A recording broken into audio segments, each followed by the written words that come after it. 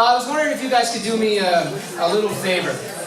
Back in the old days, me and Ennis and a bunch of the guys, every time we go drinking, we sort of had a little bit of a tradition. So we'd walk in the bar, we'd sort of do this. We'd clap our hands twice, and then say, 2 pitchers. Sort of like this.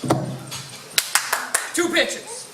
So if you could do me a favor, I'm going to clap my hands twice. If all of you could say 2 pitchers, it would really mean a lot to me and sort of everybody here. So hang on. Ready? Yep. 2 pitchers! Hey! There we go. Thank you. Yeah, but we want the pitchers. All right.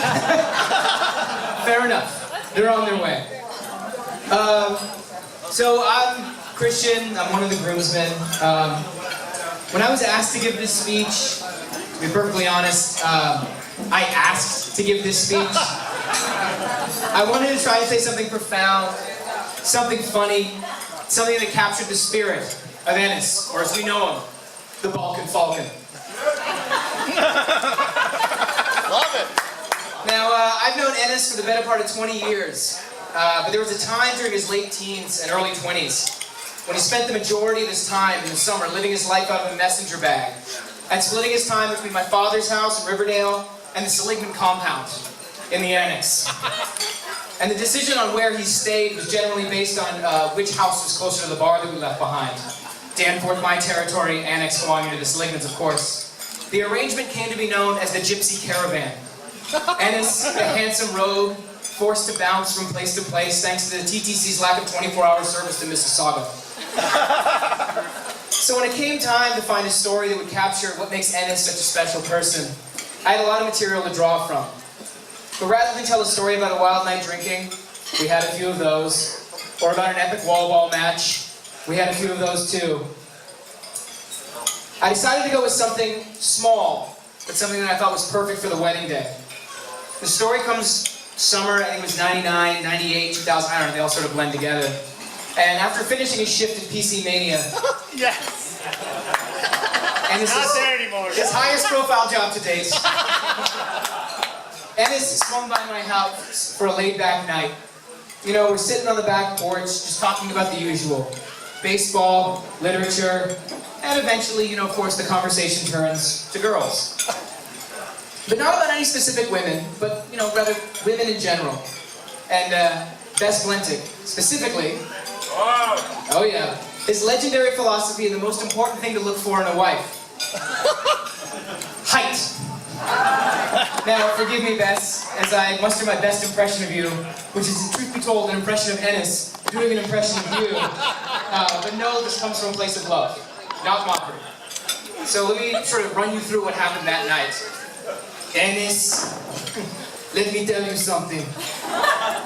Never marry a short woman. What? Seriously? Yes. What you have to do for a woman. Here to here, very good. Here and below? No, not at all. Dad, that's insane. No, listen, look at history. Short people are trouble. Napoleon, Hitler, Stalin, your mother.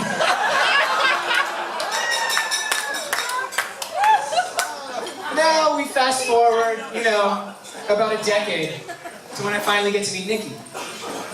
And she's beautiful, with an incredible smile, and she's funny. So writers like license, right? Yeah, absolutely. Because you're a writer, right? Yes, I am a writer. I say that I'm short, I'm pretty. He said it, not me, for the record. Well, he said it through him, to me, fair enough. You got it. So anyway, Nikki, I finally get to meet her, and she's an incredible smile, and she's funny and smart and outgoing, and not afraid to put Ennis in his place. And it was great. We were all at the bar, and they were there before I got there. And we had this wonderful night. I got to talk to her and get to know her. And then right when her and Ennis got up to leave, I noticed where she landed. Right about here. And so it was just as I suspected. She was perfect for him. And now if everyone could raise a glass, you have one. This is important. I'd like to propose a toast to Nikki, specifically. Speaking on behalf of Ennis' friends and family, and I'm going to tear up a little here, I'm sorry. I want to thank you for enriching Ennis's life through your love, your kindness, through Jack, and finally providing the last stop on the Gypsy Caravan. He's finally home. To Nikki, everybody.